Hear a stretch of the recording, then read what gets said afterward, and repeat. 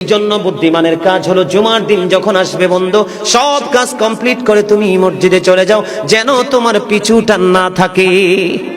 বলে কেন? আমাদের দোষের কিন্তু বন্ধু শেষ নাই। জুমার দিনে মুসল্লিরা যায় সবার পরে এবং বের হয়, ইমাম সাহেব যখন ডানে বামে সালাম ফেরায়, মনে হয় যেন বন্ধু বিশ্বযুদ্ধ শুরু হয়ে গেছে, কার আগে কে রে বার হয়ে যাবে। অথচ আমার নবীর আদর্শ নিয়ে আমি আজকে ওয়াজ করছি বন্ধু। Disturb, don't disturb me. তোমরা আমি বললে আওয়াজ দিবে, নয়তো চুপ করে আলোচনা শুনবে, কারণ আজকের সময় অত্যন্ত গুরুত্বপূর্ণ। কারণ আমি যদি 5টা সময় 5 মিনিট সময় পাই, একটা হাদিস শোনাতে পারবো। হয়তো বা এই একটা হাদিসে আপনাদের কারো না কারো হৃদয়ে ছুঁয়ে যেতে পারে, আর এটাই আপনার জীবনের জন্য, হেদায়েতের জন্য যথেষ্ট হতে পারে। বন্ধু, মুসল্লিরা যায় রে সবার পরে, বের হয়ে আসে সবার আগে। এটা মুসলমানের কখনো চরিত্র হতে পারে না, তাকওয়া সম্পূর্ণ ব্যক্তির আদর্শ কখনো হতে পারে না। হাদিস শরীফ খুলে দেখি বন্ধু, আমার নবী বলেছেন, রে আমার উম্মত, জুমার দিন সাইয়্যিদুল আইয়াম, সব দিনের চাইতে শ্রেষ্ঠ। ঈদুল ফিতর, ঈদুল আজহার দিনের চাইতেও দামি। এই জুমার দিনের ফজিলত বরকত নিয়ে আলোচনা করলে বন্ধু রাত একটাই কভার করা যাবে না, এত বরকত এই জুমার দিনের। আমার নবী বলেছে, উম্মতের দল, জুমার দিনে কেউ যদি সবার আগে মসজিদে যায় আর সবার পরে যদি কেউ মসজিদ থেকে বের হয়, আপনি যাবেন সবার আগে, যাওয়ার আগে সুন্দর করে গোসল করবেন, উত্তম জামা, নতুন জামা পরবেন, আতর গোলাপ লাগাবেন।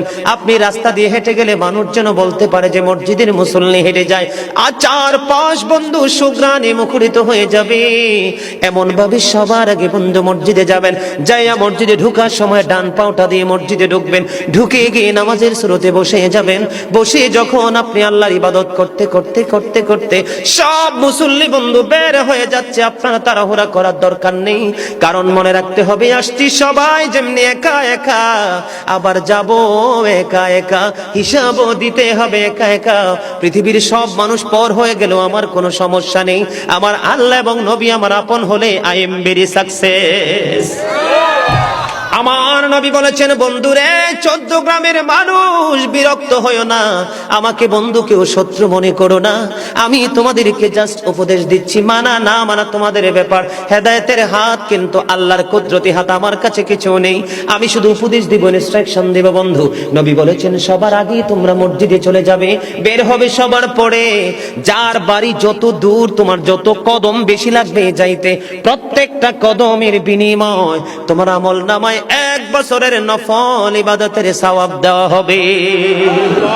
বন্ধু, হৃদয় খুলে শোনো, যারা মসজিদে যাওয়ার অভ্যস্ত আছে, বেশি বেশি করে মসজিদে যাও। গাড়িতে চড়ে, অটোতে করে, রিক্সাতে করে যাও না, প্রয়োজনে 15 মিনিট আগে হেঁটে হেঁটে মসজিদে আসবে। প্রত্যেকটা কদমে কদমে তোমার গুনাহ ঝরতে থাকবে। মসজিদ থেকে